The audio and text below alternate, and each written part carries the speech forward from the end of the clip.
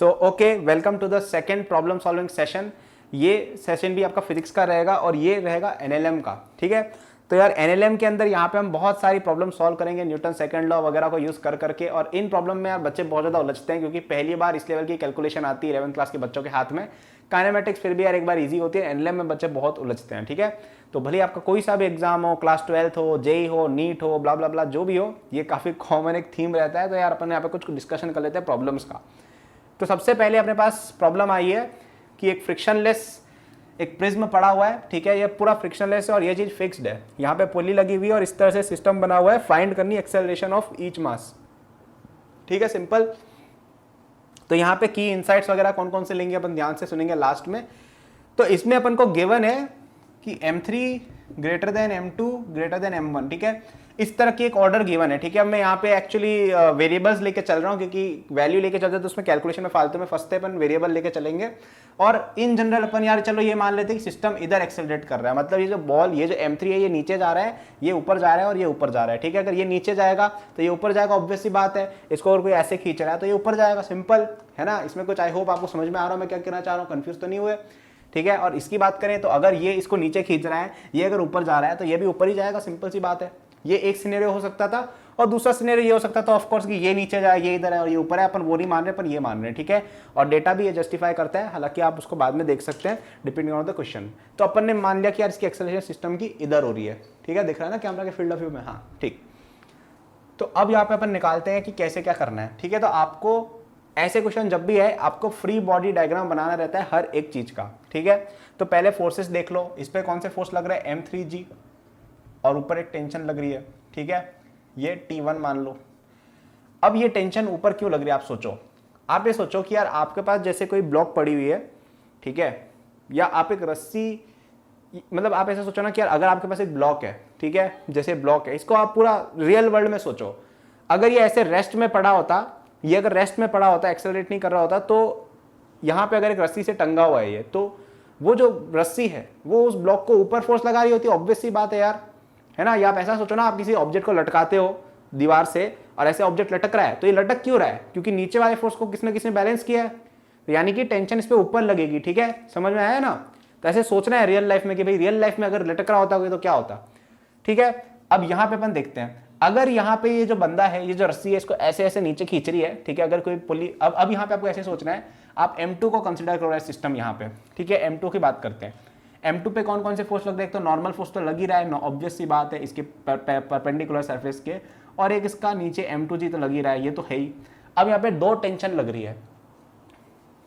अरे ये सॉरी, मैं रिप्रेजेंटेशन थोड़ी गड़बड़ कर दी है, मतलब आई होप आप समझ गए हो क्या बताना चाह रहा था मैं, कि ये रस्सी यहाँ से ऐसे जा रही है। ठीक है, मतलब ये रस्सी इसकी वो लपटी हुई है, ठीक है, इस पुली के। तो अब यहाँ पे आप सोचो कि यार ये यहाँ पे टेंशन किधर लगेगी। ठीक है, ये और ये पैरेलल है, ये जो रस्सी है पैरेलल है। ठीक है, इसको तो ऐसा सोच लगेगा एंगल वेंगल का। तो यार यहाँ पे आप ये सोचो कि यार अगर यहाँ पे एक ब्लॉक लटका हुआ है और यहाँ पे एक और ब्लॉक है, तो आप खुद सोच के बताओ कि यार ये रस्सी इस पे किधर फोर्स लगाएगी। बेसिकली क्या हो रहा है, आपका यहाँ पे एक बक्सा पड़ा हुआ है और उधर से कोई इसको खींच रहा है कि इधर आ इधर आ इधर आ, तो ये उसको उधर ले जाना चाहेगा, ऑब्वियस सी बात है। ये इसको नीचे खींच इधर खींचना चाहेगा, सोच के देखो। ठीक है, तो यहाँ पे इसके ऊपर फोर्स लगेगी, वो T1 ही लगेगी। अब यहाँ पे बच्चे बोलेंगे कि भैया ये T1 टेंशन क्यों लगेगी, वो मैं बताता हूँ। क्योंकि यहाँ पे अपन मासलेस सिस्टम अज्यूम कर रहे हैं। मासलेस सिस्टम का मतलब है कि ये जो आपकी पुली है ये मासलेस है, स्ट्रिंग मासलेस है। तो अगर ये पुली मासलेस है तो इसके ऊपर आपका नेट फोर्स जो है वो 0 होना चाहिए। क्यों, क्योंकि F बराबर ma होता है। ठीक है, तो आपकी जैसे पुली है, यहाँ पे अगर इस पे टेंशन T लग रही है और यहाँ भी इस पे जैसे टेंशन T नहीं होती और कुछ और हो जाती है, अगर कुछ और टेंशन हो जाती ना इस पे, तो क्या होता समझो। तो ऐसा हो जाता मेरे भाई कि इसका एक कंपोनेंट कुछ ना कुछ आ जाता उल्टा पुल्टा। ठीक है, कुछ ना कुछ फोर्स हो जाता है इस पुली पे, नेट फोर्स। अब यहाँ पे आपको ये समझना होगा कि वैसे यार ये चीज थोड़ी आउट ऑफ द टॉपिक जा रही है, तो ये चीज अगर किसी को समझ में नहीं आए तो कोई बात नहीं, बट एक मैं अलग से साइड में बॉक्स बना के एक नई चीज समझा देता हूँ कि अपन ये क्यों मानते हैं कि यार आपके पास अगर कोई पुली है तो उस पर दोनों साइड पे सेम ही फोर्स लग रहा है। अपन ऐसा क्यों मानते हैं, बेसिकली मैं ये बताने वाला हूँ। ठीक है, तो आप ये समझो कि अगर इस पुली के ऊपर नेट फोर्स 0 नहीं होता तो क्या होता था। अगर ये टेंशन T1 होती और ये टेंशन अगर T2 होती, अब एंगल आपका कुछ भी हो, ठीक है, तो ये जो आपकी ये जो रॉड है ना, ये रॉड ये एक नॉर्मल फोर्स लगा सकती है, चलो ठीक है, तो ये इसके ये वाले कंपोनेंट को बैलेंस कर लेगी।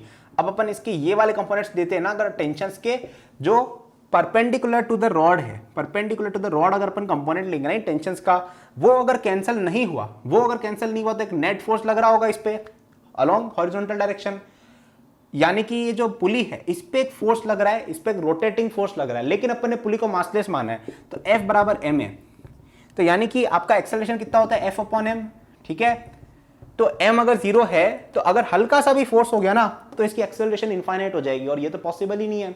तो इसलिए मासलेस पुली के केस में हर बार ऐसा होना ही पड़ता है कि f की वैल्यू 0, क्योंकि f की वैल्यू 0 है तो 0 इक्वल टू 0 इंटू a, तो a की आप कोई भी वैल्यू जस्टिफाई फिर कर सकते हो, लेकिन अगर f की वैल्यू 0 नहीं हुई तो आप a की वैल्यू इनफाइनाइट लेनी पड़ जाएगी। समझ में आ रहा है क्या कह रहा हूं मैं? ये चीज समझ में नहीं आई हो तो मान लेना कि जो पुली है उसके अंदर आपके जो टेंशन लगती है वो इक्वल होती है। फ्रिक्शनलेस आइडियल पुली, मासलेस फ्रिक्शनलेस पुली के केस में स्ट्रिंग भी आपकी मासलेस है तो टेंशन सेम लगती है, ठीक है। तो ये लॉजिक से अपन ने T1 यहाँ पे भी डाल दिया, T1 यहाँ पे भी डाल दिया, ठीक है। अब यहाँ पे टेंशन कुछ लग रही होगी, अब यहाँ पे बताओ इसकी बात करते हैं। इसके ऊपर अपन FBD बनाया तो M1 जी इस पे इधर फोर्स लग रहा है और ऊपर T3 लग रहा है, ठीक है। T1 चलो T2 मान लेते हैं, T2 लग रहा है, ऑब्वियस है, ठीक है।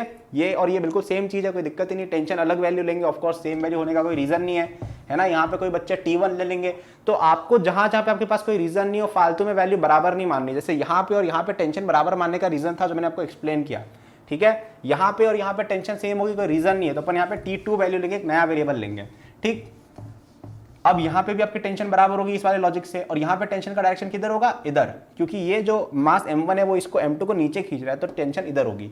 अब सबका अपन बना डालते हैं न्यूटन सेकंड लॉ, ठीक है। अपन ने ये माना कि ये पूरा सिस्टम a एक्सेलरेशन से इधर जा रहा है तो ये भी a एक्सेलरेशन से इधर जा रहा है, ये भी a एक्सेलरेशन से ऊपर जा रहा है, ठीक है। तो पहले इसका FBD लिखते हैं। तो ऊपर की तरफ जा रहा है तो ऊपर के फोर्स माइनस नीचे के फोर्स बराबर मास इंटू एक्सेलरेशन, ठीक है। ये अपनी पहली इक्वेशन हो गई, दो वेरिएबल आ गए यहाँ पे T2 और a। दूसरी इक्वेशन क्या होगी अपनी, दूसरी इक्वेशन इसकी लिखते हैं, ठीक है। तो वर्टिकल डायरेक्शन में तो कुछ लिखना ही नहीं है, वर्टिकल डायरेक्शन में लिख के मतलब नहीं, क्योंकि n और m2g ये इसका जो कंपोनेंट ये अगर थीटा है, ठीक है, ये अगर थीटा है तो ये 90 माइनस थीटा होगा, तो ये आपका थीटा वापस हो जाएगा। तो m2g cos थीटा वाला जो कंपोनेंट है उसका तो कोई यूज ही नहीं है, क्योंकि वो n को कैंसिल कर रहा है, n को तो पूछा ही नहीं है, तो अपन को हॉरिजॉन्टल में अपन को लिखना है। तो ये इधर जा रहा है तो ऑब्वियस सी बात है कि T1 ज्यादा होगा T2 से, तो T1 माइनस T2 बराबर इधर एक्सेलरेशन कितनी है a, और यहाँ पे एक और फोर्स लग रहा है, ध्यान से देखो, ये वाला फोर्स भी लग रहा है आपका m2g का इधर वाला कंपोनेंट, तो m2g साइन थीटा का कंपोनेंट एक और लग रहा है आपका, ठीक है। तो हर फोर्स को इंक्लूड करना जरूरी है। T1 इसको इधर ले जा रहा है, T2 इसको इधर ले जा रहा है, और m2g का साइन थीटा वाला कंपोनेंट इसको वापस से नीचे ले जा रहा है, ठीक है। तो इतने फोर्सेस का जो रिजल्टेंट है वो कितना है, m2a के बराबर। क्यों? क्योंकि नेट इसका जो एक्सेलरेशन है इधर आ रहा है तो force equal to mass into acceleration कर दिया। अब इसकी बात करते हैं अपन लास्ट की, तो इसके ऊपर नेट फोर्सेस कौन कौन से लग रहे हैं, m3g नीचे और T1 ऊपर, नीचे जा रहा है तो अपन वहीं से मान लेते हैं। तो m3g minus T1 equal to m1a। अब यहाँ पे कॉमन मिसकंसेप्शंस कुछ आते हैं। पहला ये कि भैया आप कभी ऊपर लिख रहे हो कभी नीचे लिख रहे हो, यहाँ पे आपने t को पॉजिटिव लेके क्यों चले, यहाँ पे t नेगेटिव क्यों ले रहे, तो बताता हूँ। आप कैसे भी ले सकते हो, मैं वो कन्वेंशन यूज करूंगा जो इजी पड़ेगा। अब जैसे यहाँ पे मैं पता है कि यार ये बंदा ऊपर जा रहा है, यानी ऑब्वियस सी बात है ऊपर के फोर्स बड़े हैं, तो यहाँ पे पॉजिटिव वाली क्वांटिटी लिख डाली और यहाँ भी पॉजिटिव लिख डाला। अब यहाँ पे हमें पता था कि यार नीचे जा रहा, तो ऑब्वियस सी बात है m3g जो है वो T1 से बड़ा है, तो इसलिए अपन ऐसे लिख दिया और m1a कर दिया। अब अगर बाय द वे ऐसा हो जाता कि अपन एजम्पशन गलत लिया और एक्सेलरेशन इधर होती, तो ये एक्सेलरेशन अपने आप कैलकुलेशन करके ही नेगेटिव आ जाएगी, ठीक है। आप जब नंबर डालोगे इसमें, अपन को इनको सॉल्व करना है। अब यूजुअली यहाँ पे लोग सॉल्व करके बताते नहीं है, मैं बता देता हूँ ताकि आप सीख जाओ। इसके बाद मैं बताऊंगा नहीं, आप प्लीज समझ जाइएगा कैसे सॉल्व करते हैं इक्वेशंस को। सबसे पहले सबसे छोटी इक्वेशन को यूज करो और ऐसा वेरिएबल यूज करो जो सबसे रेयरली यूज हुआ है। छोटी इक्वेशन कौन सी, ये वाली, इसमें कोई एक वेरिएबल को रिप्लेस करना है, क्योंकि अपन को एक्सेलरेशन की वैल्यू फाइंड करनी तो उसको रिप्लेस करना बेवकूफी है। अपन T1 और T2 की वैल्यू रिप्लेस कर देते हैं। तो T1 कितना आ गया, m3g माइनस m1a, और T2 कितना आ गया फर्स्ट इक्वेशन से, m1a प्लस m1g, ठीक। अरे अरे ये क्या कर दिया मैंने, यहाँ पे m3a आएगा, ठीक है, सॉरी यहाँ पे m3a आएगा, कोई कंफ्यूज हो गया तो सॉरी, क्योंकि एक्सेलरेशन ऑफ m3 मास है ना, तो mass of m3 into a, ठीक है। तो ये अपनी बात हो गई। तो अब अपन इस इक्वेशन में डालते हैं T1 minus T2 minus m2g sine theta equal to m2a। तो लिख डालो, T1 कितना है, m3g minus m3a minus T2 करो, minus m2g sine theta equal to m2a।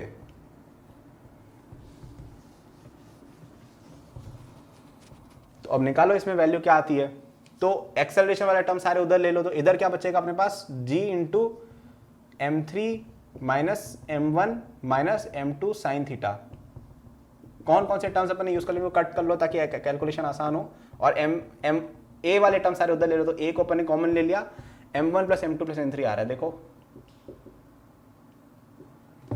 तो a कितना हो गया आपका, g into m3 minus m1 minus m2 sine theta upon m1 plus m2 plus m3, बराबर। समझ गए, कर लोगे क्वेश्चन ये वाले, ठीक है। मैं और करा दूंगा, बट एक बार समझ गए क्या किया अपन ने कुछ भी नहीं किया, अपन ने सारे के सारे बॉडीज पे फोर्सेस लेके, ठीक है। एनएलएम के अंदर की इनसाइट समझो क्या क्या है। पहला आपको की इनसाइट ये कि सारे फोर्सेस लेबल करने हैं, सारे फोर्सेस लेबल करने हैं। कई सारे बच्चे क्या है होशियार बनते हैं और हर फोर्स लेबल ही नहीं करते हैं, और फिर बाद में उनकी आदत पड़ जाती है, बहुत फास्ट बनते हैं जबरदस्ती के। आपके पास अभी जेई में बहुत टाइम है यार, आपकी धीरे धीरे स्पीड अपने आप इतनी हो जाएगी कि आपको ये सब करना ही नहीं पड़ेगा, लेकिन उससे पहले आपको ये सब करने की प्रैक्टिस करनी है, वरना आप स्टार्टिंग से तेज तेज करोगे तो कोई मीनिंग नहीं है, क्योंकि आप बाद में कर ही नहीं पाओगे। तो आपको जैसे ही आप क्वेश्चंस करते हो, आपको सबसे पहले सारे फोर्सेस लेबल करने, शो करने, और अज्यूम नहीं करना है किसी भी फोर्स की कोई वैल्यू। तो अपन ने यहाँ पे T1 T2 T3 सब अलग अलग माने। T1 टेंशन कब कब इक्वल होंगी थ्रेड्स में, थ्रेड के अंदर टेंशन इक्वल होती है जब पुली मासलेस हो और फ्रिक्शनलेस हो, ठीक है, तब ये दोनों वैल्यूज जो है इक्वल कर दी। ये अपना दूसरा इंसाइट था, ठीक है। तीसरा इंसाइट ये यार अपना कि आप जो है एक पर्टिकुलर एक्सेलरेशन की डायरेक्शन ले लो, उसको मान के चलो, और उस डायरेक्शन के अंदर आप साइंस को पॉजिटिवली लेके चलो, सच दैट एक्सेलरेशन वाली जो क्वांटिटी है वो अपन प्लस में लेके चले। मतलब बॉडी जिस डायरेक्शन में एक्सेलरेट हो रही है उस डायरेक्शन के सारे फोर्सेस को पॉजिटिव लेके चलो। जैसे यहाँ पे बॉडी देखो ऊपर एक्सेलरेट हो रही थी, तो अपन ने T2 माइनस m1g किया, और यहाँ पे एक्सेलरेशन नीचे हो रही थी तो अपन ने m3g माइनस T1 किया। समझ रहे हो, जैसी सिचुएशन है उसके अकॉर्डिंग अडेप्ट करके फास्ट इक्वेशन कर सकते हो। और इक्वेशन सॉल्व करना आना चाहिए, तो मैंने तीसरा इंसाइट आपको बता दिया। चौथा इंसाइट है इक्वेशन सॉल्व करना आना चाहिए फटाफट। कैसे करो, जो सबसे छोटी इक्वेशन है और जो वेरिएबल आपको एलिमिनेट करना है उसको जो डिजायर्ड वेरिएबल उसके टर्म में एक्सप्रेस करो। जैसे हमें डिजायर्ड वेरिएबल क्या था, एक्सेलरेशन फाइंड करनी थी, तो अपन ने T1 को a के टर्म्स में और T2 को a के टर्म्स में एक्सप्रेस कर दिया, और फिर रिप्लेसमेंट करके आंसर निकाल लिया, ठीक है। सो आई होप आपको इस क्वेश्चन से कुछ इंसाइट मिले होंगे। और आप देखो तो यार इस तरह के कम से कम मैंने देखा है बाकी सब जगह पे 200 क्वेश्चन इस तरह के करा दिए जाते हैं जिसमें सेम कॉन्सेप्ट है, पुली स्ट्रिंग पुली स्ट्रिंग पुली स्ट्रिंग, कोई उसका इतना ज़्यादा यूज़ नहीं है। आप एक बार अगर कॉन्सेप्ट समझ गए तो आप कर सकते हो, ठीक है। हम आपको क्वेश्चन वगैरह देंगे, वो आप बिल्कुल कीजिए, साथ में आप बुक्स वगैरह लगा सकते हैं, है ना। मैं बता दूंगा बुक्स कौन सी अच्छी है लास्ट में इस वीडियो के। ओके, अब अपन सेकंड क्वेश्चन लेते हैं जिसके अंदर अपन थोड़ा और ऊपर जाते हैं। तो यहाँ पे आपकी न्यूटन सेकंड लॉ के अलावा सूडो फोर्स वगैरह भी हम यूज़ करेंगे और फिर कैलकुलेशन करेंगे। तो आपके पास एक प्रिज्म है कैपिटल मास m की, और इसके ऊपर एक बॉक्स रखा हुआ है स्मॉल मास m का, ठीक है। तो पूछा है एक्सेलरेशन, और इसको छोड़ दिया, सिस्टम को छोड़ दिया, ठीक है, ऐसे ही फ्रिक्शनलेस है, कहीं कोई फ्रिक्शन कुछ भी नहीं है, सड़क पे पड़ा हुआ है, बिल्कुल फ्रिक्शनलेस है, सब कुछ आइडियल कंडीशन है, ठीक है। Acceleration of small mass m with respect to capital mass m कितनी होगी, सिंपल, ठीक है। अभी क्वेश्चन दिखने में इजी लग रहा है बट है काफी इन्वॉल्व, तो ध्यान से सुनेंगे। तो अब यहाँ पे पहले इसकी फिजिक्स सोचो कि ऐसा क्या होगा, क्यों नहीं होगा, कैसे क्या होगा। तो देखो, आप ये देखो कि ये बॉक्स जो है इसके ऊपर स्लाइड करेगा स्लाइड, तो ये इसकी तरफ नीचे जाएगा, तो विद रिस्पेक्ट टू प्रिज्म जो है ये पर्सन जो है ये नीचे की तरफ स्लाइड ही करेगा, तो इसकी जो एक्सेलरेशन आएगी विद रिस्पेक्ट टू प्रिज्म वो इसके अलॉन्ग ही आएगी। ये क्या समझ में आ रहा है, मतलब आप ये देखो कि अगर आप एक हिल के ऊपर हो और आप हिल के ऊपर चल रहे हो, एक्सेलरेट कर रहे हो, तो आप हिल के ऊपर ही रहोगे, हवा में तो छलांग मारोगे नहीं कहीं। इसकी एक्सेलरेशन जो है दो ही जगह हो सकती है, इसके परपेंडिकुलर या इसके अलोंग, और कहीं तो हो नहीं सकती। एक्सिस अगर अपन ऐसा चुने तो इसके परपेंडिकुलर अपन मान नहीं रहे क्योंकि स्लाइड कर रहा है, इस पे सिंपल सी बात है, हवा में कैसे उछलेगा, कोई फोर्स ही नहीं है, तो जो एक्सेलरेशन इसके अलोंग होगी। तो ये तो अपन को समझ में आ गया। तो अभी ऐसा क्यों पूछा विद रिस्पेक्ट टू ये, तो आपको ये समझना होगा कि ये जो पर्सन है ना इसका कुछ सर्टेन नॉर्मल फोर्स भी लग रहा है। अगर ये इसके ऊपर रखा हुआ है तो इस पर फोर्स लगाएगा, ये सिंपल सी बात है, इसके वेट का कंपोनेंट इधर लगेगा तो इसको पुश मिलेगा इधर, और इधर पुश मिलेगा तो इसका कंपोनेंट रहेगा। आप ऐसे समझो कि इसके ऊपर नॉर्मल फोर्स लगाएगा नीचे वाला, तो यानी कि बाय न्यूटन्स थर्ड लॉ इसके ऊपर भी एक नॉर्मल फोर्स लगेगा। तो इस नॉर्मल फोर्स का जो ये वाला कंपोनेंट है इसको बैलेंस करने के लिए कोई भी नहीं है क्योंकि फ्रिक्शन यहाँ पे है नहीं, तो ये इधर स्लाइड होगा। तो इस वजह से ये जो है प्रॉब्लम कॉम्प्लिकेटेड हो जाती है। तो इसको आपको और अच्छे से इलस्ट्रेट करने के लिए मैं फोर्सेस लगा के दिखा देता हूँ। तो अपन अगर मास इसकी एक्सेलरेशन पर इधर a नॉट मान लेते हैं, ठीक है, और इसकी एक्सेलरेशन अलोंग द प्लेन अपन ए मान लेते हैं, अलोंग द प्लेन, ठीक है। तो आपके इसके ऊपर जो फोर्सेस लग रहे हैं, इसका नॉर्मल, इसका नॉर्मल, इसका वेट, वो इसको ए नॉट एक्सेलरेशन दे रहे हैं, चलो ठीक है। इसके ऊपर कौन से फोर्सेस लग रहे हैं, इसका वेट, इसका नॉर्मल और net acceleration A not plus A vector. तो इतनी सारी वेक्टर अलजेब्रा घुस जाएगी, ब्ला ब्ला ब्ला हो जाएगा। तो इसका क्या सॉल्यूशन निकालेंगे अपन, फ्रेम ऑफ रेफरेंस चेंज कर लें। और हमको पूछा है कि यार with respect to capital M कितनी एक्सेलरेशन, सबसे बेस्ट फ्रेम ऑफ रेफरेंस क्या होगी, कैपिटल एम की फ्रेम में ही घुस जाओ, इससे बड़ा तो कुछ हो ही नहीं सकता। तो अपन घुस गए कैपिटल फ्रेम एम के अंदर, ठीक है। अब आप जैसे ही कैपिटल एम की फ्रेम में घुस गए तो ये एक्सेलरेटेड फ्रेम है, ये इधर ए नॉट स्पीड एक्सेलरेशन से जा रही है। तो यहाँ पे क्या यूज करना पड़ेगा, सूडो फोर्स, यानी कि हर ऑब्जेक्ट के ऊपर आप एक फोर्स लगा दो, मास मल्टीप्लाइड बाय ए के बराबर, किस डायरेक्शन में, उल्टी डायरेक्शन पर एक्सेलरेशन में। तो अपन कैपिटल एम की जैसे एफबीडी बनाते हैं। तो इसके ऊपर से एक नॉर्मल फोर्स लग रहा है, ठीक है। एक इसका खुद का एम लग रहा है, कैपिटल एम जी, ठीक है। एक ग्राउंड की तरफ से एन डैश फोर्स लग रहा है, और एक ऐसा भी फोर्स लग रहा है, capital M into A naught, जो सूडो फोर्स है, क्योंकि इधर जा रहा है तो इस पर सूडो फोर्स इधर लगेगा। और ये रेस्ट पे क्यों है, क्योंकि इसकी खुद की फ्रेम है, खुद की फ्रेम के अंदर ऑब्जेक्ट हमेशा रेस्ट पे होता है, ये पता है ना आपको। तो ये चलो रेस्ट पे हो गया। तो ये चलो एक बात हुई। अब अपन कैपिटल एम, स्मॉल एम को देखते हैं। स्मॉल एम के ऊपर कौन कौन से फोर्सेस लग रहे हैं, एक लग रहा है नीचे एम जी, एक लग रहा है ऊपर नॉर्मल फोर्स एन, और कोई फोर्स लग रहा है क्या, नहीं। एक लग रहा है सूडो फोर्स, ठीक है, सूडो फोर्स लग रहा है। इसकी टोटल एक्सेलरेशन किधर है, इस फ्रेम के अंदर, इस फ्रेम के अंदर ये केवल नीचे एक्सेलरेट कर रहा है और कहीं भी नहीं कर रहा है, क्योंकि प्रिज्म के अलोंग तो ये नीचे ही स्लाइड होगा और कहीं तो हो नहीं सकता, ठीक। तो ये अपनी एफबीडी हो गई। आई होप आपको अभी तक समझ में आ गया होगा। अभी तक नहीं समझ में आया ये फोर्सेस क्यों है तो प्लीज वीडियो जाके वापस देखो, इंपॉर्टेंट चीज है, ठीक है। तो ये हो गई एक बात। अब अपन को इसकी एक्सप्रेशन ए, अब अपन को कुछ भी नहीं करना है, अपन को बस इक्वेशन बना के सॉल्व करना है, ठीक। तो अपन इसकी इक्वेशंस लिखते हैं पहले। तो सबसे पहले अपन लिखते हैं वर्टिकल में इक्वेशन, ठीक है। वर्टिकल में कौन कौन से फोर्सेस हैं, ऊपर की तरफ एन डैश है और की फोर्स है, ऊपर नहीं। नीचे की तरफ कौन कौन से फोर्सेस को बैलेंस करे, कि रेस्ट पे है वर्टिकल डायरेक्शन में, तो M G, capital M G को बैलेंस कर रहा है, ठीक। और एक एन का भी कंपोनेंट है, तो ये एंगल आपको थीटा दिया हुआ है, ठीक है। सॉरी मैं बताना भूल गया था, एंगल थीटा दिया हुआ था। तो ये आपका 90 माइनस थीटा, ये भी थीटा हो जाएगा, तो ये एन कॉस थीटा को भी बैलेंस कर रहा है। पहली इक्वेशन आपकी ये आ गई यहाँ पे आज। अब हम देखते हैं और क्या है, हॉरिजॉन्टल की बात करें तो हॉरिजॉन्टल में इधर कौन सा फोर्स लग रहा है, केवल एक एम ए नॉट, और इधर कौन सा फोर्स लग रहा है आपका, एक ही लग रहा है, कौन सा, एन साइन थीटा। इसकी बात करते हैं अपन। इसका अपन वर्टिकल डायरेक्शन यानी परपेंडिकुलर टू द प्लेन में बात अगर करें, परपेंडिकुलर टू द प्लेन, तो वहां पे आपकी रेस्ट पे ये बॉडी है ना, उस डायरेक्शन में कोई एक्सेलरेशन नहीं है।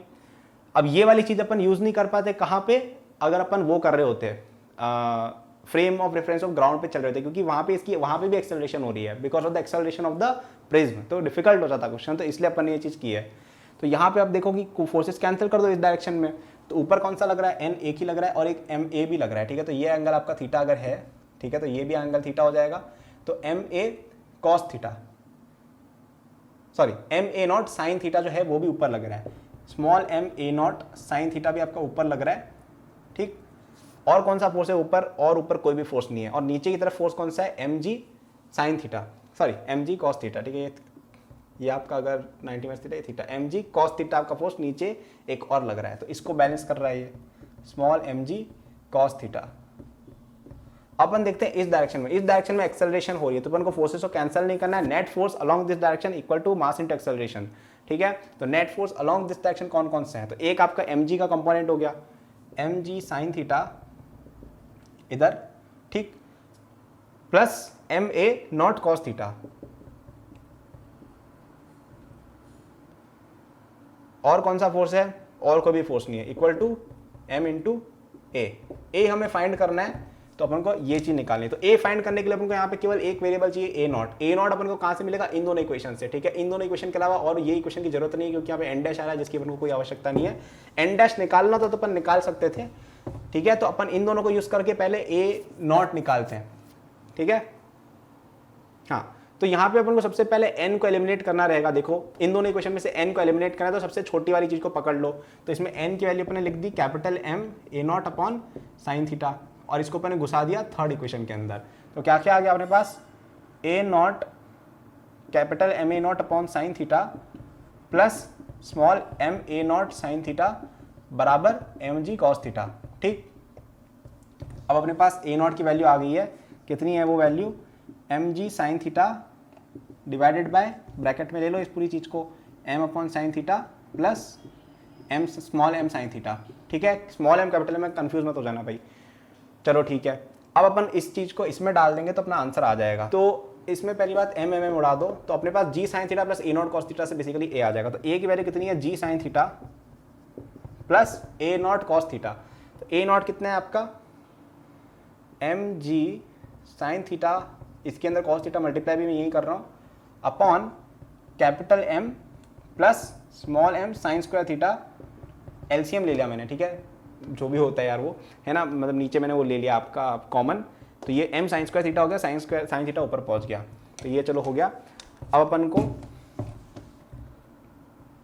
इस चीज़ को सॉल्व करना है थोड़ा अच्छे से। तो जी साइन थीटा को आपने एक बार यहाँ लिख दिया, तो 1 plus M sine theta cos theta upon capital M plus M sine square theta.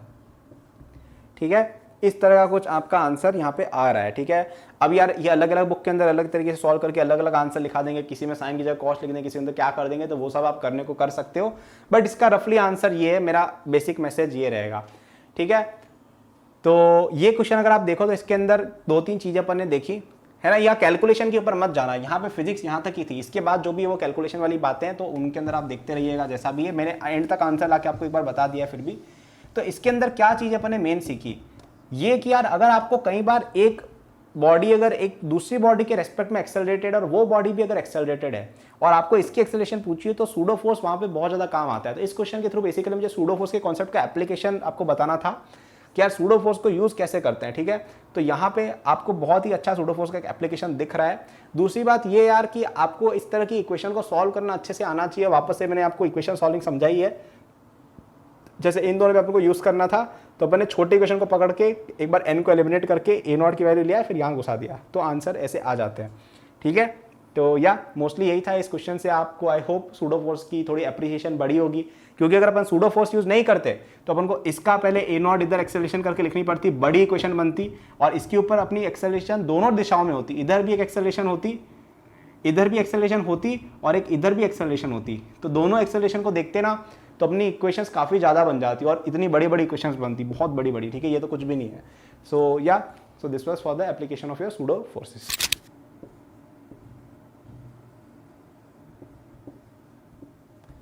यहाँ पे आपके पास एक मास है कैपिटल एम जो थोड़ा बड़ा है, और यहाँ पे आपके पास एक मास एम स्मॉल एम। ठीक है, वैसे बड़े छोटे की कोई बात नहीं, अपन बस एक मासेस मान रहे हैं, और यहाँ पे अपने पास एंगल थीटा है। ठीक है, और यहाँ पे हर फ्रिक्शन, हर सरफेस जो है फ्रिक्शन लेस है, ये एक्सेप्ट फॉर यहाँ पे म्यू है और यहाँ पे भी म्यू है। तो ये जो ग्राउंड है, मतलब ये वाली जो सरफेस, यहाँ पे फ्रिक्शन है, कोएफिशिएंट ऑफ फ्रिक्शन म्यू। हमें फाइंड करनी है maximum value of capital M upon M such that no slipping takes place. ठीक है, तो maximum value of capital M upon M निकालनी सच दैट स्लिपिंग नहीं हो रही हो। ठीक है, तो अब यहाँ पे अपन फोर्सेस की बात करें तो यहाँ पे आपका लगेगा कितना, एम जी साइन थीटा, यहाँ पे लगेगा नॉर्मल फोर्स, यहाँ पे लगेगा एम जी कॉस थीटा जो नॉर्मल फोर्स को बैलेंस करेगा एकदम, क्योंकि इस डायरेक्शन में कोई एक्सेलरेशन नहीं है। इधर टेंशन और इधर आपका फ्रिक्शन लग रहा है, इधर आपकी टेंशन, इधर आपका कितना नॉर्मल फोर्स वापस से, और इधर स्मॉल एम जी, और इधर आपका फ्रिक्शन एक और लगेगा एफ डैश। अब यहाँ पे आपको ये देखना है कि अपन को maximum value of capital upon M देखनी है सच दैट कि स्लिपिंग नहीं हो रही हो, मतलब कि ये रेस्ट पे है सिस्टम, है ना। रेस्ट पे क्यों रहेगा, क्योंकि फ्रिक्शन इसको रोक के रखेगा। तो हमें अगर maximum value of capital M upon M चाहिए, यानी कि अपन को एकदम ट्राई करना है कि स्लिपिंग हो ही हो, यानी कि लिमिटिंग फ्रिक्शन है, यानी फ्रिक्शन जस्ट आपको रोक ही रहा है, तो यानी कि फ्रिक्शन की वैल्यू कितनी हो जाएगी, म्यू टाइम्स एन। तो यानी कि जो एफ है इसकी वैल्यू कितनी हो जाएगी, म्यू टाइम्स एम जी कॉस थीटा, क्योंकि एन की वैल्यू अपन ने देख ली कि एम जी कॉस थीटा के बराबर होगी, और यहाँ पे फ्रिक्शन कितना हो जाएगा, mu times small M G. ठीक है, अब बना डालो यार कि इनके ऊपर, दोनों के ऊपर फोर्सेस जीरो होने चाहिए, तो टी प्लस फ्रिक्शन बराबर इधर वाला फोर्स, ये पहली इक्वेशन। दूसरी इक्वेशन क्या कि इसके ऊपर जो नेट फोर्सेस है जीरो, यानी कि टेंशन टेंशन टेंशन बराबर होगी। ये तो समझ में आ रहा है ना, बिकॉज अपन ने देखा था फर्स्ट क्वेश्चन के अंदर प्रॉब्लम सॉल्विंग सेशन में, equal to mu M G यहाँ घुसा दो। ठीक, तो कैपिटल एम अपॉन एम को निकालना है, तो कैपिटल एम को एक साइड ले आओ,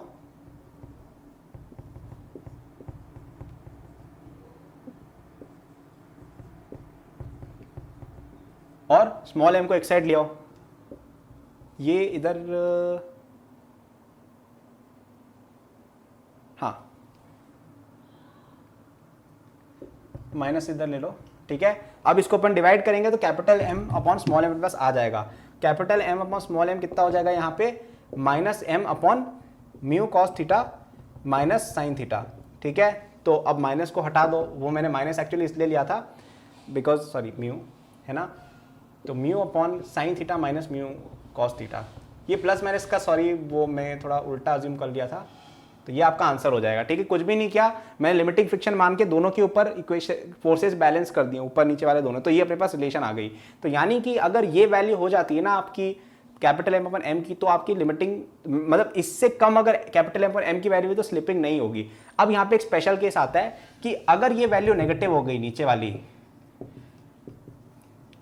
तो उस केस में आपकी स्लिपिंग जो है वो हर बार हो जाएगी, ठीक है। यानी जो म्यू की वैल्यू है वो अगर सॉरी अगर म्यू की वैल्यू आपकी इस वैल्यू से ज्यादा हो गई ना, म्यू की वैल्यू, यानी कि कुछ भी हो जाए ना संसार में, आपकी स्लिपिंग हो ही नहीं सकती, क्योंकि आप ये देखो ना कि ये वैल्यू अगर नेगेटिव आ रही, इसका मीनिंग क्या है कि कैपिटल M अपन M की ऐसी कोई वैल्यू ही नहीं है, इससे कोई मैक्सिमम वैल्यू है ही नहीं जहां पे स्लिपिंग आपकी होनी बंद हो जाए, यानी कि आपको मैक्सिमम अचीव नहीं हो रहा है। तो जब जब ऐसा होगा ना कि आपका म्यू tan थीटा से ज्यादा है, तो आपकी स्लिपिंग पॉसिबल होगी ही नहीं, ठीक है। तो यहाँ पे अपने की इनसाइट्स कौन कौन से देखे कि यार लिमिटिंग फ्रिक्शन कब कब लगता है, जब अपन को एकदम जस्ट स्लिपिंग करानी होती है, ठीक है। और लिमिटिंग फ्रिक्शन आपका म्यू इंटू एन के बराबर होता है, ये भी आई थिंक आपको पता ही था। और दूसरी इनसाइट अपन ने ये वाली देखी कि यार कई बार क्या है कि अपन जो रेशियोज आते हैं, ये अगर नेगेटिव आ रहा है, इसका क्या मीनिंग, अपन ने बेसिकली निकाला क्या, maximum value of this such that no slipping, ठीक है। तो ये मैक्सिमम वैल्यू अगर कभी अचीव ही नहीं हो रही, अगर ये नेगेटिव है तो यानी ये वैल्यू अचीव ही नहीं होगी, क्योंकि मास नेगेटिव तो होता नहीं है,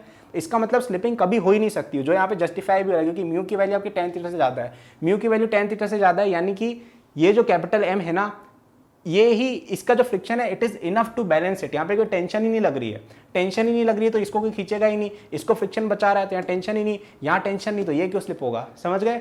So I hope you enjoyed this question. Thank you for watching this video till the end. I'm sure that you enjoyed it. यदि आप अपनी पूरी जेई प्रिपरेशन मेरे साथ करना चाहते हैं तो आपको डिस्क्रिप्शन में मेरे जेई के फुल कोर्स का लिंक मिल जाएगा। इस कोर्स में आपको जो YouTube पे मेरे लेक्चर्स और प्रॉब्लम सॉल्विंग के वीडियोस मिलते हैं, उसके कंपेयर में बहुत ज़्यादा कंटेंट है, एंड आपको यहाँ पे practice sheet with solution, test series with solution भी मिलती है। It's a complete solution, you can rely on it. आप यदि किसी कोचिंग जाते हैं या अगर आप सेल्फ स्टडी करते हैं, in both cases it will be very useful, so do check it out. Okay, इसके अलावा मेरे जेई के फ्री नोट्स भी डिस्क्रिप्शन में लिंक्ड है, एंड डिस्क्रिप्शन में और भी मैंने बहुत सारे रिसोर्सेज फॉर स्टूडेंट्स डाले हुए हैं, जैसे the books that I recommend, my social media and my newsletter in case you want more content or if you want to approach me with any doubts or suggestion. Notes हैं NEET के students के लिए, college students के लिए, startup enthusiast के लिए भी, olympiad enthusiast के लिए भी कोर्सेज हैं, तो चेक जरूर कर लीजिएगा डिस्क्रिप्शन, आपको काफ़ी यूजफुल रिसोर्सेज वहाँ मिलेंगे। Thank for watching, like subscribe कर लीजिएगा for more such videos. Good luck.